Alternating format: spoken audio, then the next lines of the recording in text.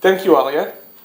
Okay, so after we talk about the legal side of Brexit and its financial side, I want to talk to you now about a totally different topic, although it's related to the Brexit, and its identity. Before me, Maya and also Arya said how the Brexit was surprising and unaccepted by them and by the entire European community. So I feel a little less like them. Although I was surprised by the difference between the polls and the actual result, I was less surprised about the outcome. And that is for one simple reason, because 2 years ago, during my thesis, I wrote about a possibility that the United Kingdom will withdraw from the European Union. And with that idea, I want to begin my presentation. As you can see, I name it the European Divider, how the European Union stopped to integrate countries and start to split them up. So in the next few minutes, I will not try to explain to you why the Brits voted to leave the European Union, but I will focus on why the regions in the United Kingdom voted so differently. Okay, so this is the official map of the result of the referendum in the United Kingdom. I guess you have seen it many times, and I am not the first one or even the second one to show it to you. Scotland and Northern Ireland in yellow, which means stay in the European Union. England in blue, which means go out, leave. And London, that is also in yellow, which means stay.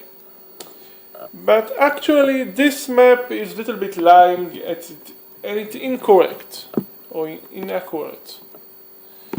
This is also a map of the referendum result, which is much more detailed and take into account the level below the regions. And as you can see on this map, you can see that England is not all blue and that not all of the districts voted to leave the European Union. Some of them voted to stay. Just as not all of London voted to stay, and part of the metropolis, as you can see, is painted in blue. Leave. The same goes for Wales and Northern Ireland. The game is much more complex also there. Scotland is the only place that does not change between the two maps, where you can definitely say that the vote to remain was quite defined. But despite what I just said, that the second map is more accurate and more good to understand the result, I want to go back to the previous map because it would be better for this lecture, in which I will try to explain to you why there is a difference between England, Scotland, and London. And as you can see, yes, I'm not using the flag of London as a Scotland and England. I decided to use the underground flag instead. So, to understand the result, I want to take you back 2 or 3 and even 5 or 6 years ago, and to remind you other events that happened in Europe during this time. All of them are linked to what I call the issue of emerging nations. In 2014, there was the Scotland independence referendum that maybe we forgot now, but before we was obsessed with the issue of Brexit, like this panel, there was the issue of Scots exit. And it's an issue that is still with us in some way or another. If we go to the south, to Spain, we also had the 1 million march in Catalonia that followed the unofficial and unbinding Catalan independence referendum, when more than 80% of Catalans voted to leave Spain. We also had the 2015 regional election in Spain, where again the separatist parties won.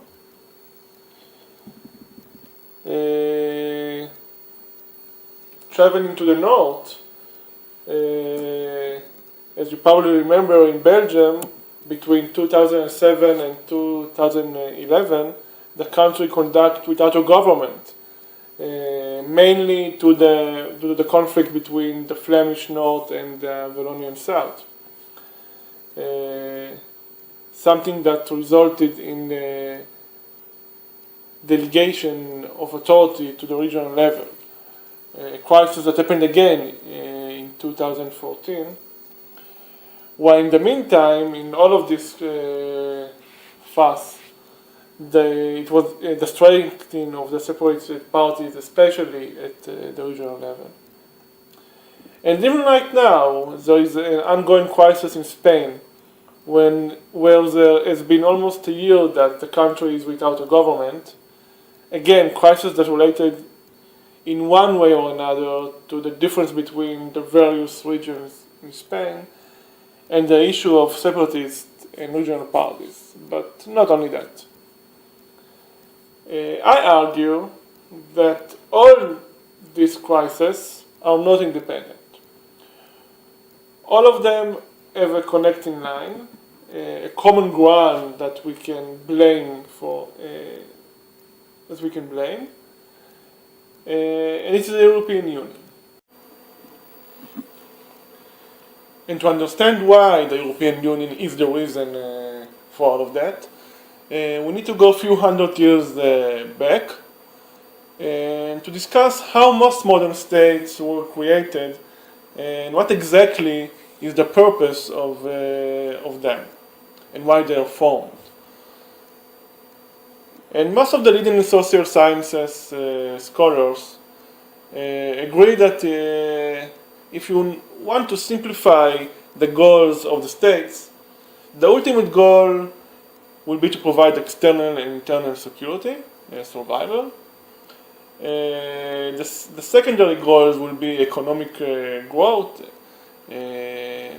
welfare for the citizens, and after that will come all the other objectives like identity, values, that will change from state to state. And you can also say that it's possible that any secondary objective also serve the goals above them. A strong and stable economy contributes to security, because a strong army needs a strong economy. And because the concept of security is stretched and expanded over the years, you can also say that identity and value contribute to the formation of intentional ethos that can serve both the economy above all and the security as the first objective. And basically this is no different than the Maslow hierarchy of needs. But instead of talking about human beings, we're now talking about the concept of states. But it's the same thing, basically. And since we don't have enough time, I'm not going to explain in depth how this object or goals became reality, and how in process of centuries states became the champion of them and maintained them, and how the European countries were actually established. So you will need to agree with me. And if you are agreeing with me that this was the concept of state, this is the reason that states was formed, and I know there is a difference from states to states and different stories, but if you agree with me about the guidelines of this concept that I just show you, now we can start to ask ourselves what has changed. What changed in what states and countries do, and why this change is so important to what happened.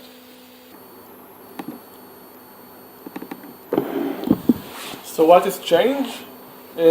Almost everything. Today, the goals and objects of countries have placed themselves, have changed and basically taken from them. If we talk about Europe, the European case, the Scots and the United Kingdom, the security and peace is no longer perceived as something done by the state, but under the umbrella of the European Union. Scots do not perceive London as the source of security anymore, or the British Army as the source for their defense and protection. They attribute it to the existence of the European Union. And it does not matter whether they are right or wrong. This is a sense of, this is what they think. And because of this idea, they operate. And this is what is very different from, let's say, 50 years ago or even 40 years ago. Because back then, Scottish independence was considered or was obligated to establish a Scottish military army or security forces. Because you don't know what will tomorrow bring, and how Germany, France, and even the United Kingdom will react and respond to your independence, and what will happen 10 years from your independence. Like we said, security was the number one object of states. But today the European Union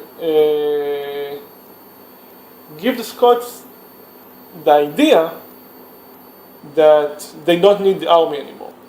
They can be in the European Union and he will take care of their security issues. So independence is much cheaper. The same goes for economy. If we say that the countries during history leveled the economic field within their territory and allow as much freedom as they can, law enforcement, the creation of common market within states, institutions. This is also something that was taken away from them, especially in Europe. The European Union is now doing what one state does by himself. He level now the surface. He now creating a common market. He basically doing what states used to do within their states, in all of Europe, between the states.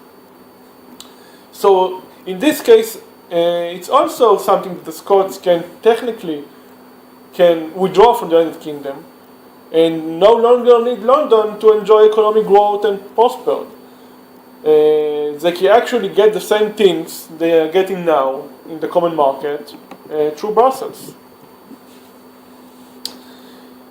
The only thing that the Scots are still getting from London or from Westminster, it's really more accurate, are the things that Scots don't want to get from them.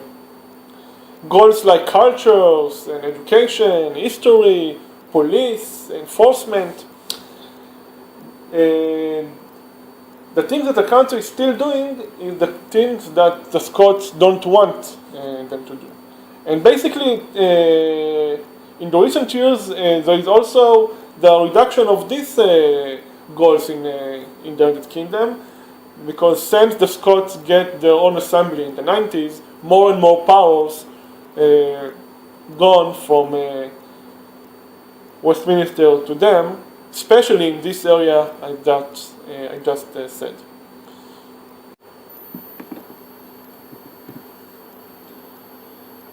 So what happened is, as the integration in Europe deepens, the calls for separatism rise in several states.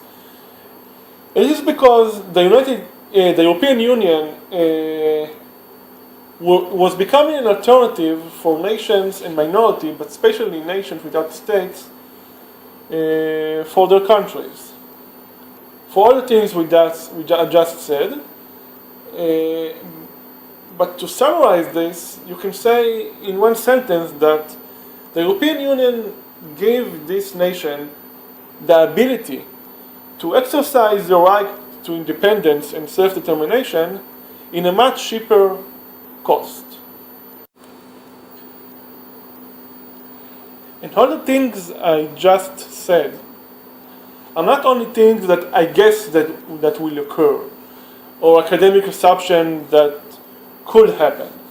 These things have happened in reality. During the referendum on the Scottish independence, and the several months before it, Alex Salmond and basically the entire Scottish National Party members said that the Scottish country, or the Scottish independent country that will emerge, will be a country without a military, or a very small military, without nuclear weapon, without even membership in NATO. Because, like I said, they really believe that by being part of the European Union and the European idea, this will give them security. So, of course, they don't need army. And if you don't need army, independence is much cheaper. The same goes for economy.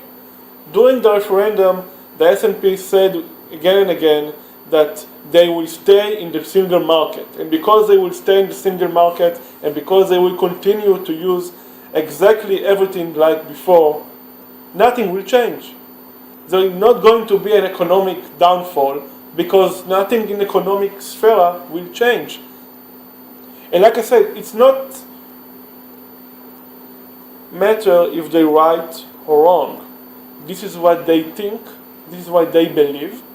The people gave them the power to do it, and because they believe in it, they are doing it.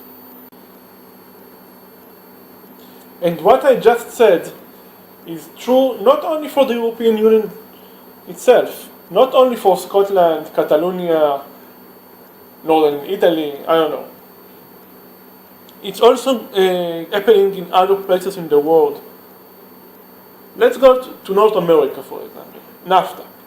And of course, NAFTA is not a deep integration like the European Union, but it's integration. It's still a regional integration that's deepening from here to here.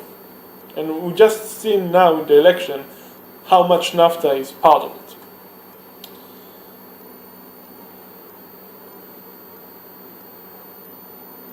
And let's take Canada for example.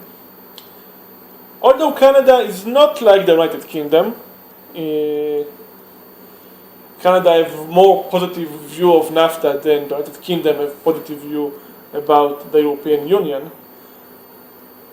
But in Canada there are also regions and regional minorities that have, let's say, special identities.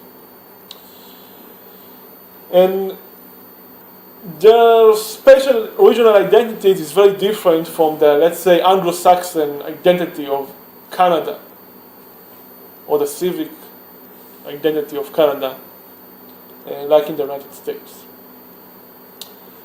And if we take the area or the regions that have the most positive view about NAFTA, we will see that this area are basically the area with the regional identity.